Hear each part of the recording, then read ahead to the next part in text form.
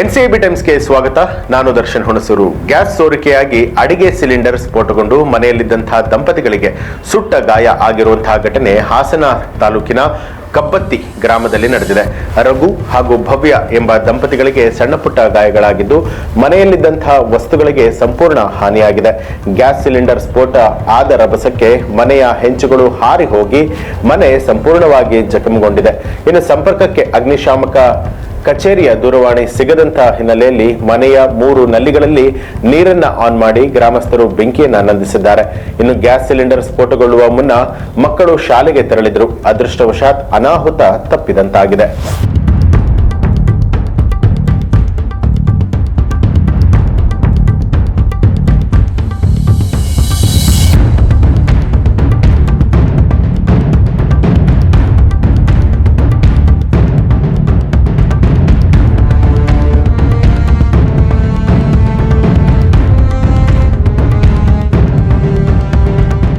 ಇದು ಈ ಹೊತ್ತಿನ ಪ್ರಮುಖ ಸುದ್ದಿಗಳು. ಮತ್ತಷ್ಟು ವಿಶೇಷ ಸುದ್ದಿಗಳಿಗಾಗಿ ನೋಡ್ತಾ ಇರಿ ಎನ್ಸಿಬಿ ಟೈಮ್ಸ್, ಅಪರಾಧ ಮುಕ್ತ ರಾಷ್ಟ್ರಕ್ಕಾಗಿ.